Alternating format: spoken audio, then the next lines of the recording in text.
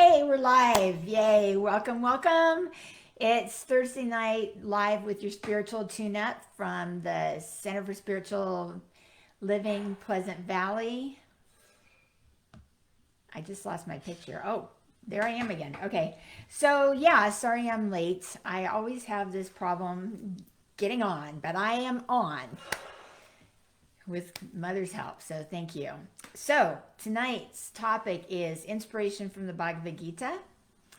And as you may know, I translated the Bhagavad Gita into English rhyming verse, and then I made it into a album.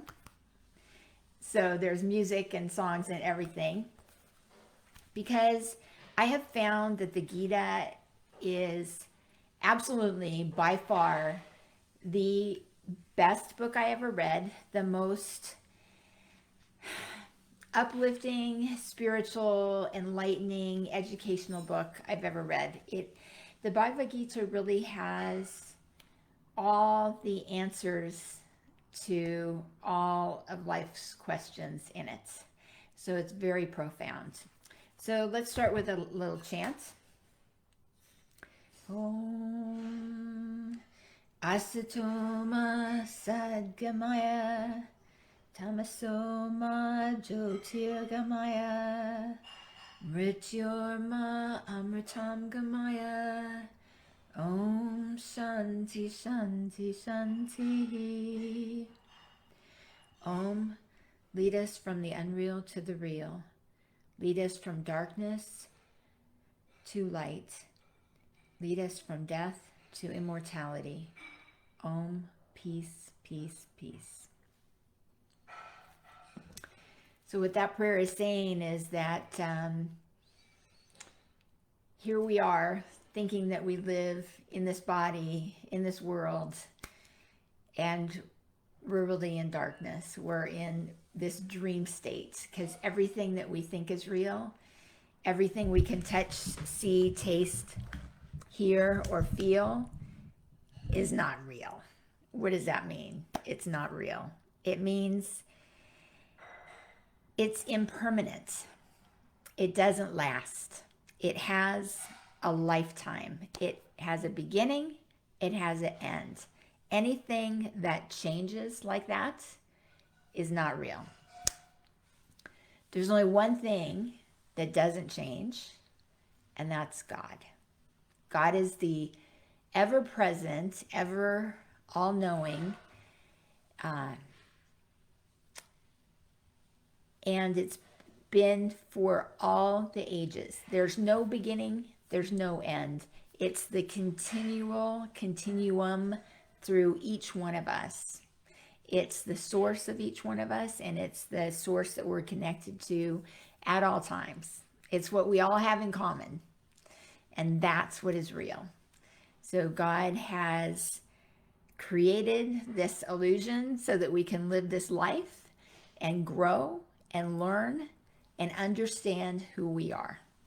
That's what the Gita tells us, is that our goal of life is not to graduate from college, to get a job, to get married, to have kids, to make money, to buy a house. All those things that we think are our goals in life. Our real goal is to know who we are, to get closer and closer to the divine until we understand that that is what and who we truly are. That there's no separation between us, that we're all divine. And how we do that is we go through being a baby, going to school, getting disciplined, getting into trouble, having love in our life, having loss in our life, having hurt in our life, making mistakes in our life, having successes, having accomplishments. That's how we do it. We live in this life. And we may get married, we may buy a car, we may have a great job, all those things.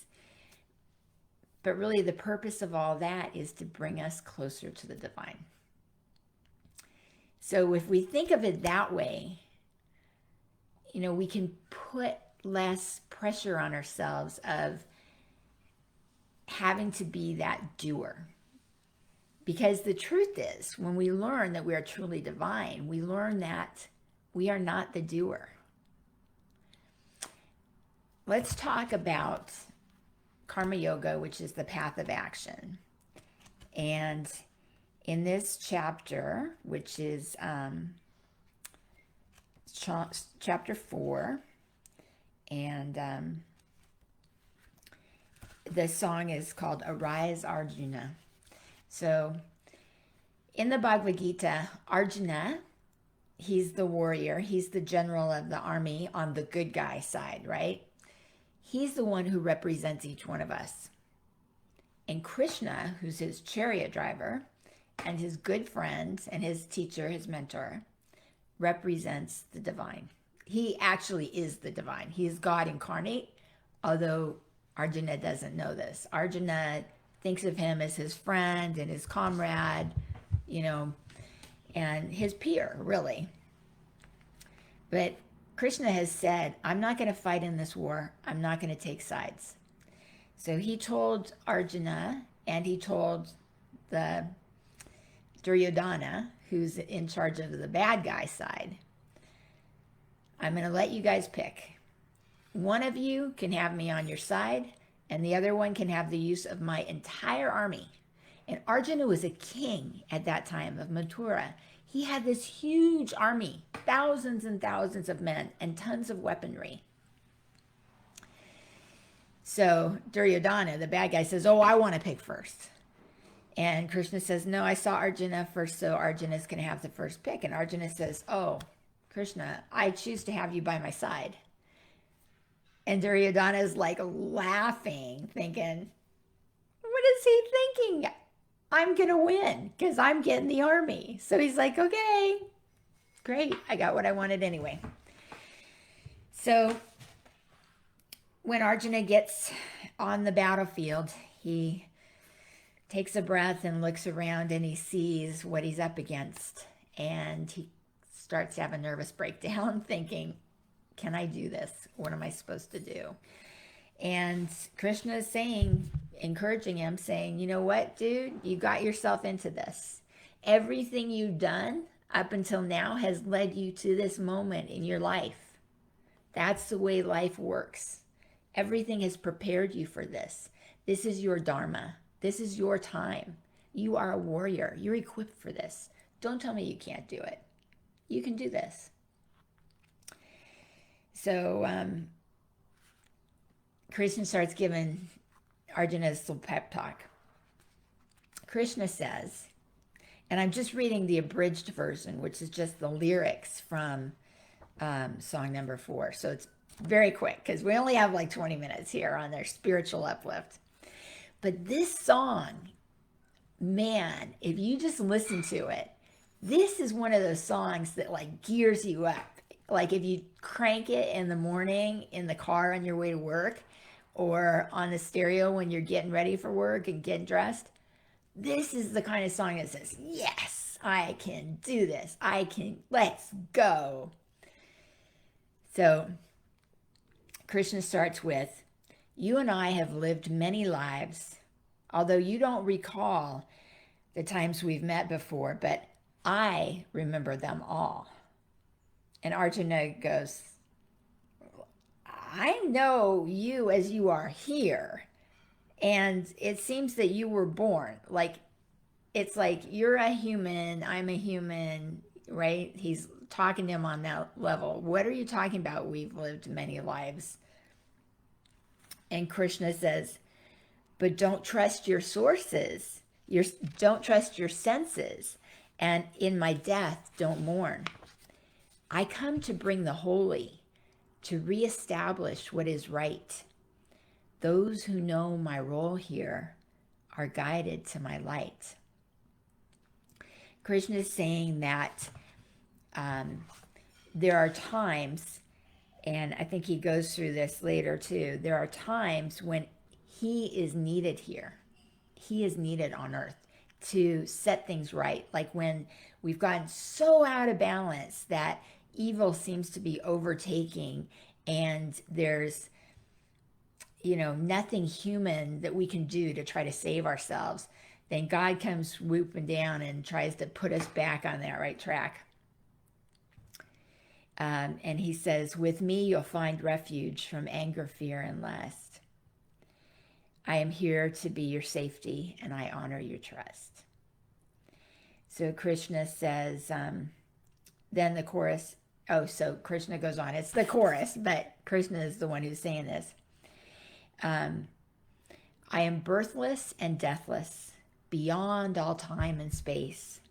When goodness grows weak here, I am needed in this place. Arise, Arjuna. There's so much to do. Arise, Arjuna. See the light that's in you. So basically, Krishna is telling him in this pep talk, I've come here to kind of help you, but I am not doing this on my own. I'm not like taking over here. It's you that has to do the work. I am working through you. I can't just come down and wave a magic wand and, the war's over and everything's hunky-dory. No, I work through you. So Arjuna, get up off your knees and do what needs to be done. Come on. There's so much to do. You know what there is to do. Don't waste your time sitting there questioning things like, should I do this or should I not? Just do it, okay? Just do it. It's like he wants to smack him. So Krishna says, any path that people travel, you'll find it leads to me. Any prayer that people bring, you'll find it comes to be. Many turn to worship for their own material gain. Here on earth, that is so easy to attain. So Krishna explains to him that there are many paths that we go through in life. And it's just like when we're going up a mountain, we could come at it from any angle and follow a path or go all the way around. But eventually, all of us are going to come to the top, right? So it doesn't matter which path you take, you're going to end up at the top. It doesn't matter which religion we follow, we're going to find God. God has many, many names, and it's all the same. There's many languages, there's many faiths, but when it comes down to the nitty-gritty, it's all God. So he says, when you pray to me, you'll come to me. So he listens to our prayers. He understands where we're coming from. All we have to do is call for him, and he's there. And he also says, like, this is almost like, many people turn to me for material gain in this world. So think about it. How many people pray to God, dear God, just let me win the lottery. Dear God, just let me buy this house. Dear God, just let me get this promotion. Dear God, right? He's saying, that's such a minor thing. That's like, when we first learn how to manifest, it's like they give the example, you can find a parking place really easy. Okay, well, big deal, right? So you don't have to walk a little further. Big deal.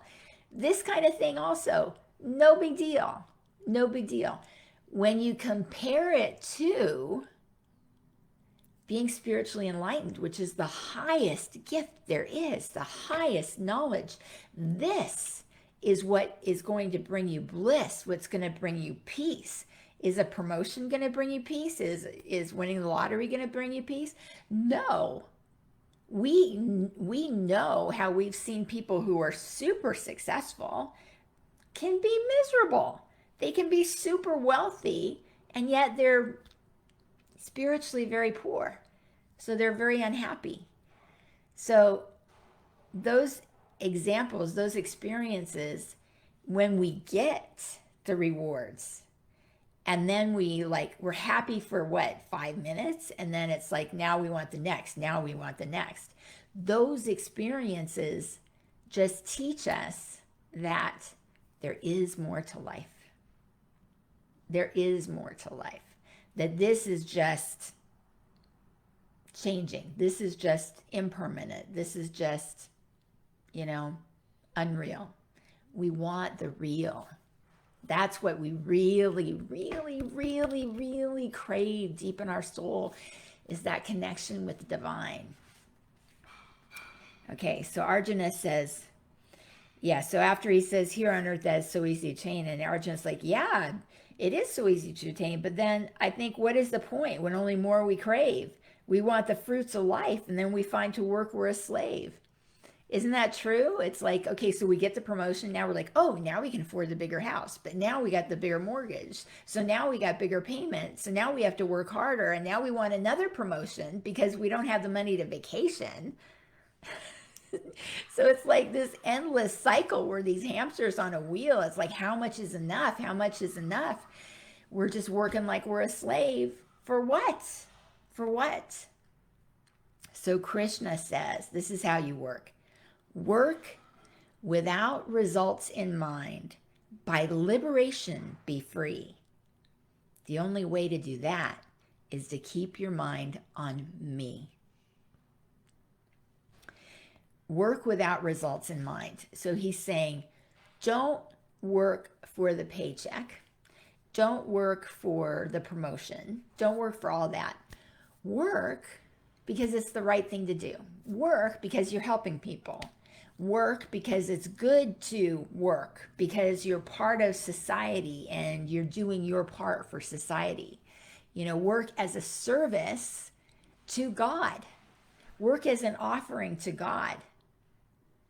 That's what Krishna says is going to help us to fulfill our goal. And when we're working with God in mind, that's keeping our mind on God. Work with God in mind. So how can you do that? You can always think, instead of saying, this box is so heavy, I have to carry this heavy box or whatever. Oh gosh, it's hurting my arms. You can instead think, thank God that I'm strong enough to carry this box. Thank you, God, for these muscles. Thank you for this energy that I have. Thank you for that I have the opportunity to do this for you, that I am doing my share, that I am able to do my share and my part in this, Little things like that. It's just little shift in thinking. That's keeping God in mind. Another way you can do it is by, and I do this all the time, I'll be cooking dinner or something and I'd start humming a tune and I'm doing my mantra, or Hare Krishna, Krishna Krishna, Hare Hare. But it could be anything. It could be this little light of mine, I'm gonna let it shine. Or any song that is meaningful to you. I mean, I think that's the beauty of music, is it helps those affirmations, those positive words, stay at the forefront of your mind, and it's just that reminder that you need. So that's another way to do it. Okay, so Krishna says, in action, there's quietude. And in quiet, so much is done. Aware of all you have and are, know that we are all one. So he's saying, even if you're super active, you're working hard, you're sweating, you're carrying those boxes and everything, by having a quiet mind, it makes the work light. It makes the work easy. See? Having God in mind, the time goes by faster. It's not such a chore. The boxes actually become lighter. You become stronger. And he says, in quiet, so much is done. It's like you need to balance out your day with quiet time. And quiet time is what? Meditation. So we think we're sitting there doing nothing. We're doing so much. We're connecting with the divine, which is the biggest blessing. And it fills our body with joy. It fills our mind with knowledge.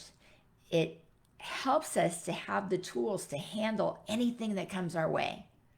So it's true. In action, there can be quietude. And in quiet, so much is done. Aware of all you have and are. What is that? Gratitude. Know that we are all one. Know that because there is one God, one person really, that is manifesting as these individual beings.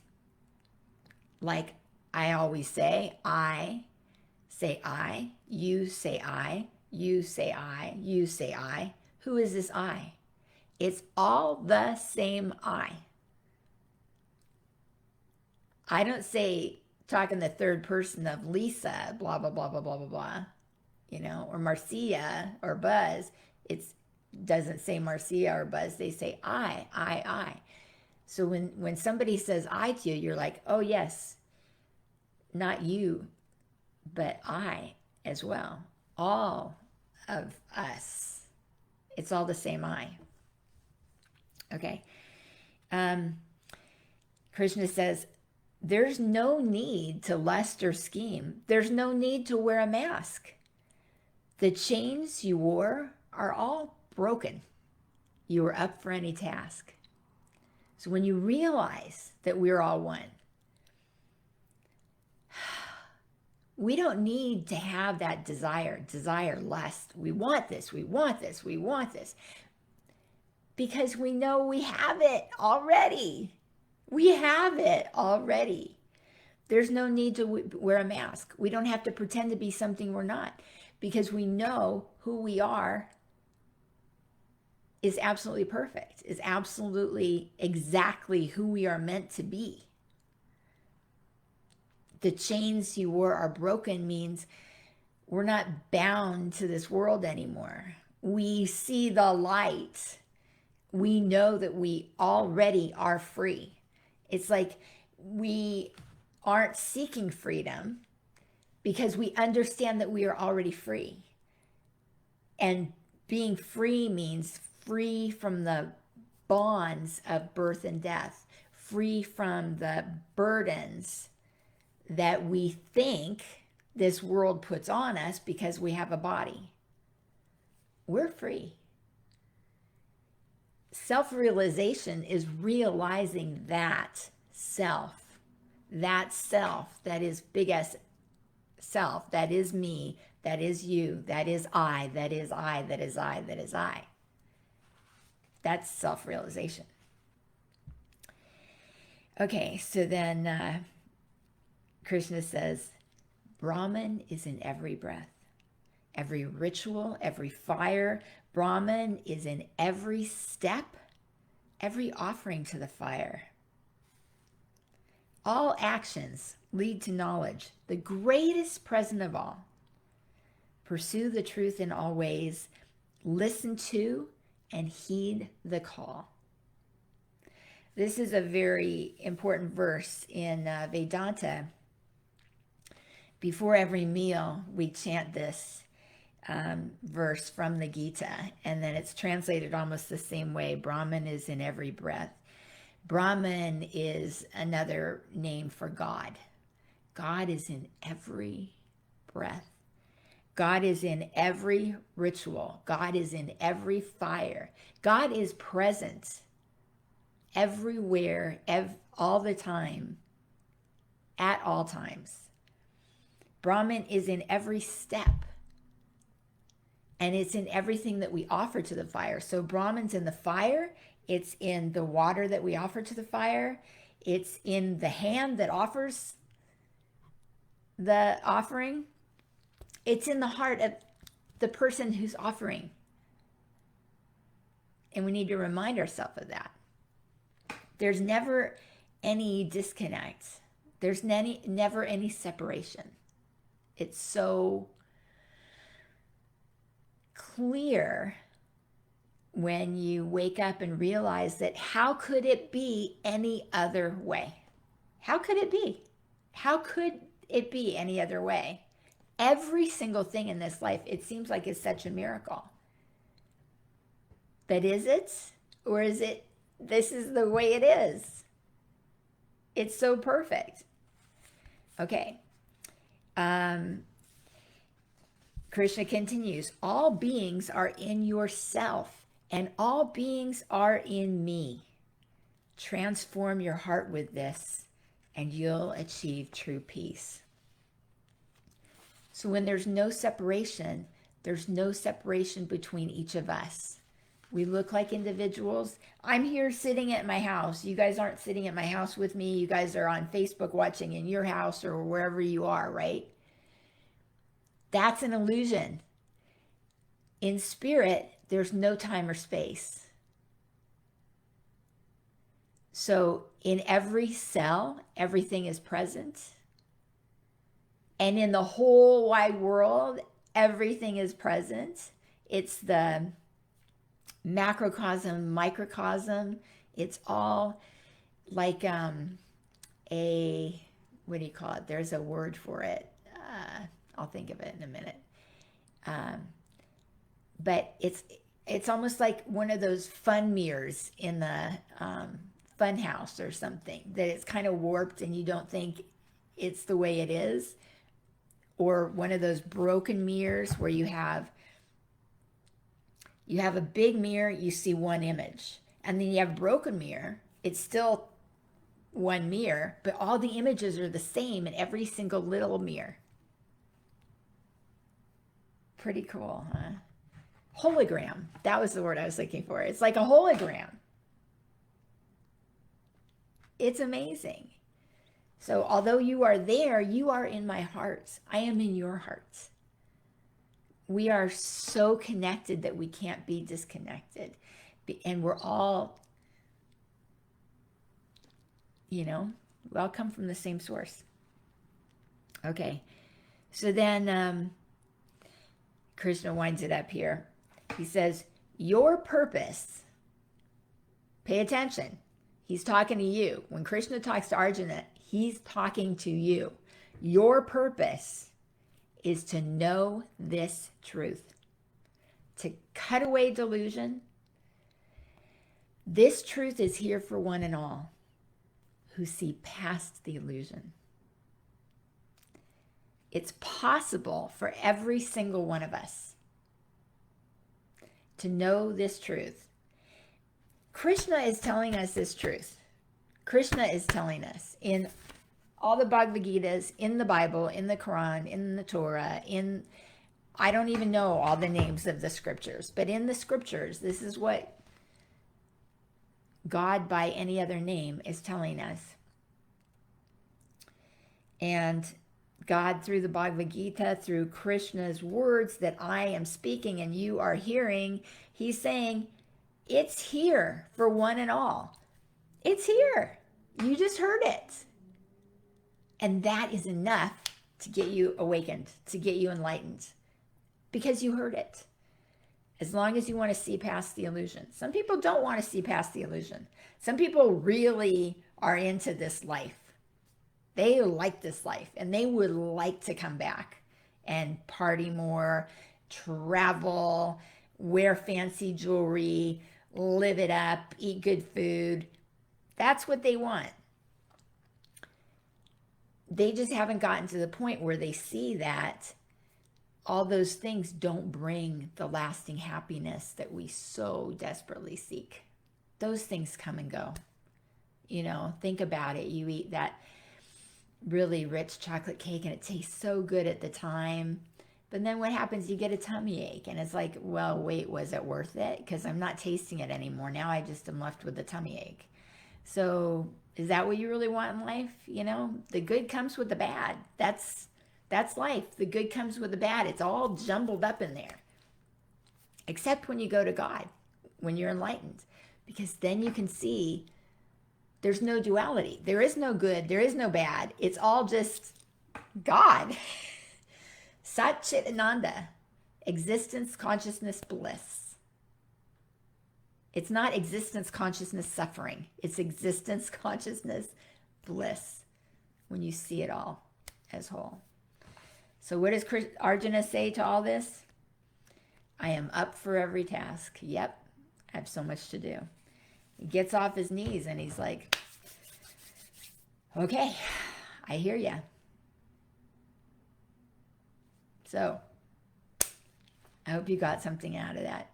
I do. Every time I read the Gita, and I've read it so many times now, through writing it and reading it and teaching it.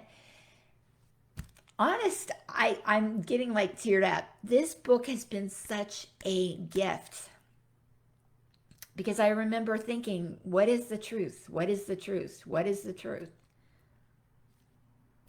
This is the truth.